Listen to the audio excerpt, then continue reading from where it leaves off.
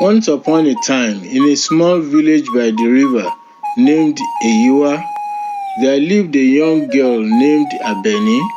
She was kind, hardworking, and had a gentle heart. Many suitors came to ask for her hand in marriage, but Abeni wanted to find someone who would be kind and good-hearted. One day, a man named Adisa came to her family. He was well dressed, his clothes sparkling with gold and jewels. Adisa was known throughout the village as a rich man, but also as a very stingy one. People whispered about how he never shared his wealth or helped anyone in need, but he charmed Abeni's parents with promises of a grand life and plenty of wealth. Abeni, trusting her parents' decision, agreed to marry him, hoping he was better than people said. After the wedding, Abeni moved to Adisa's grand house.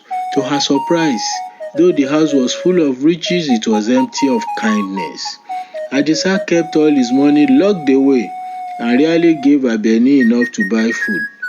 Whenever she asked for money to buy anything, he would frown and say, "Why waste money on such things? We have enough at home."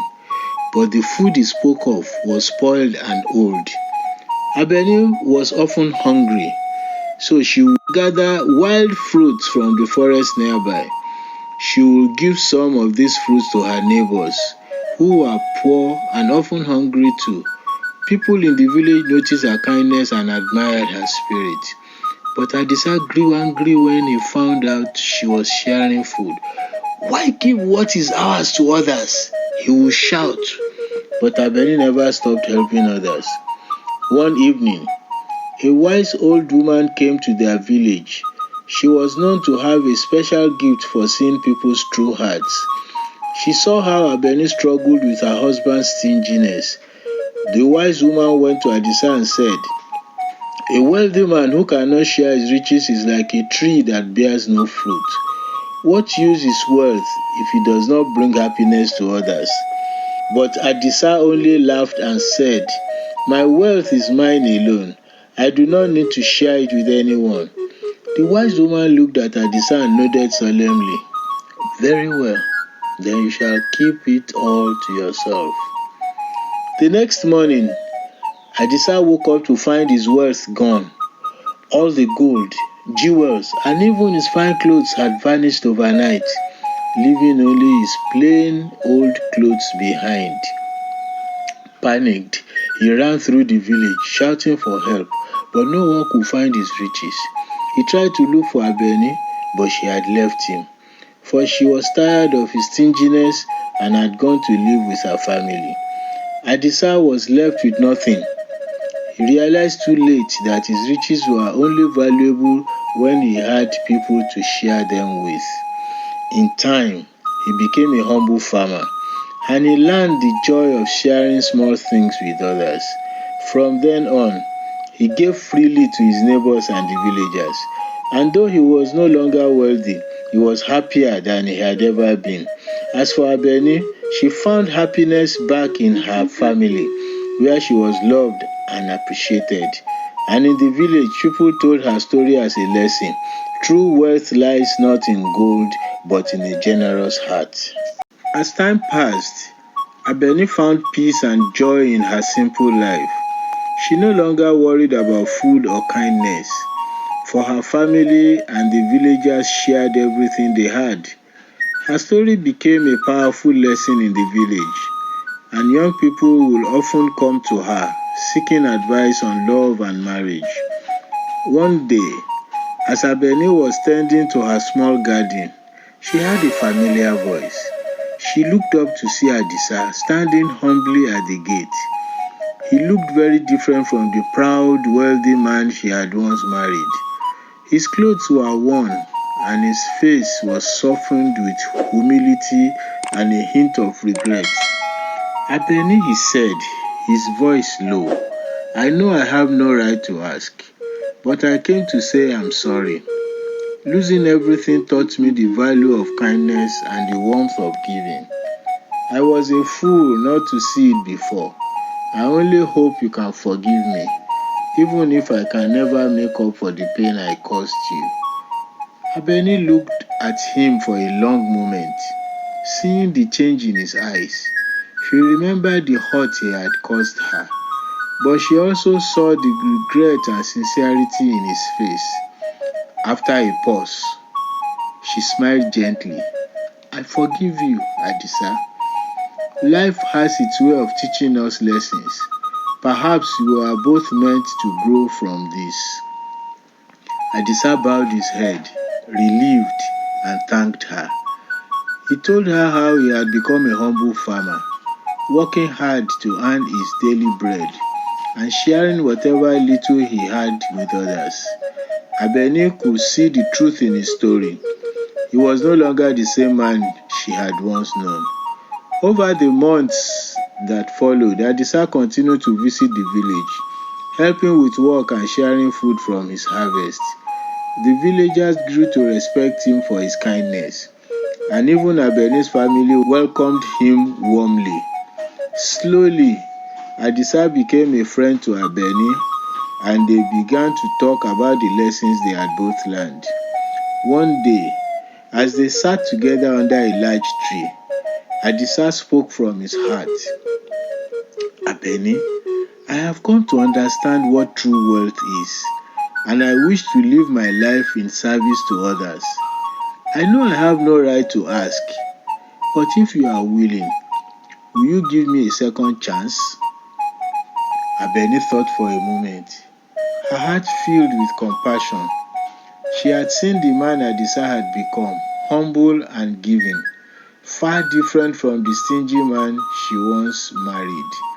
She nodded, saying, I will give you a second chance, Adisa, but only if we walk this path together in kindness and generosity. With that, Abeni and Adisa married once more, this time in a simple ceremony, surrounded by the villagers they both loved. They worked together in the fields, sharing their harvest with those in need, and their home was always open to anyone who sought comfort or food. They were not rich in gold or jewels, but their hearts were full of joy and peace. Their story became a legend in the village, and for generations people would ask of Abeni and Adisa as a reminder that true wealth is not measured by riches, but by the love, kindness, and generosity one gives to others. As the years passed, Abeni and Adisa became beloved figures in the village. They were known not only for their generosity, but also for their wisdom and gentle guidance. Many people came to their homes seeking advice or sharing a meal, and no one was turned away. Their lives were simple but filled with joy, laughter, and the deep contentment that comes from a life of purpose and compassion.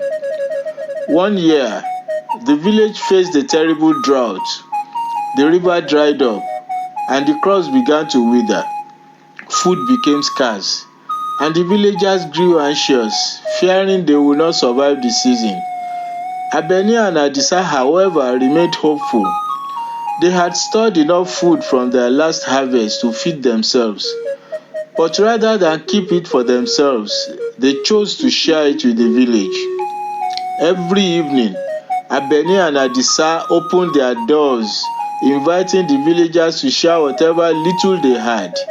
They would prepare meals, combining grains, roots, and whatever food they could find, and everyone would sit together, eating and encouraging one another. Even as their own supplies dwindled, Abeni and Adisa refused to let anyone go hungry. One night, an old frail man came to their door, looking weary and tired.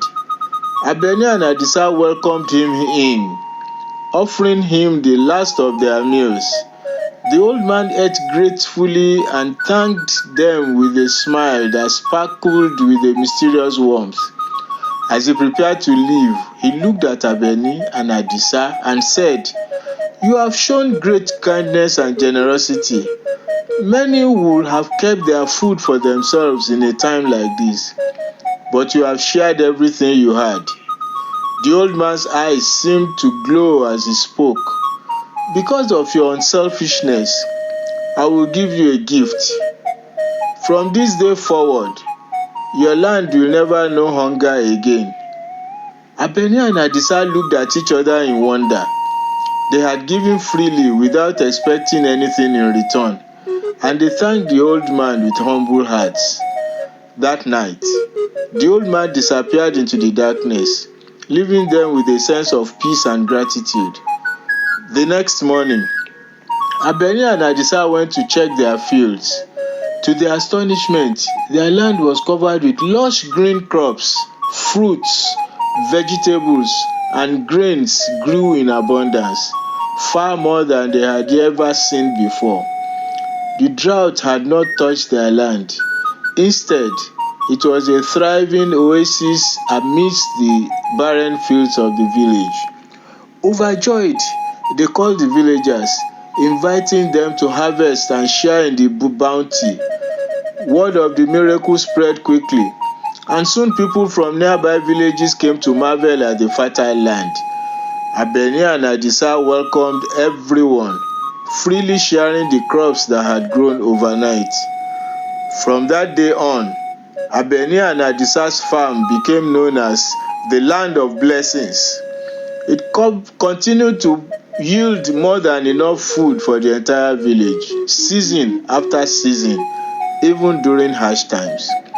People began to believe that their land was blessed by the spirits, a gift from the heavens for their generosity and selflessness. As they grew older, Abeni and Adisa passed down their wisdom to the younger generation. They taught that true wealth lies in a generous heart, and that when we share what we have, blessings multiply. They lived long, happy lives, surrounded by love, laughter, and the gratitude of all who had been touched by their kindness. When they passed on, the villagers planted a grand baobab tree at the heart of their land as a symbol of Abeni and Adisa's spirit. It grew tall and strong, with deep roots and wide branches that offered shade and shelter.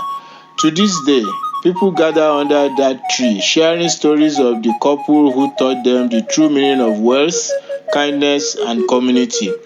And so, Abeni and Adisa's legacy lived on, their story inspiring generations to give generously, love deeply, and cherish the blessings that come from a life lived with an open heart.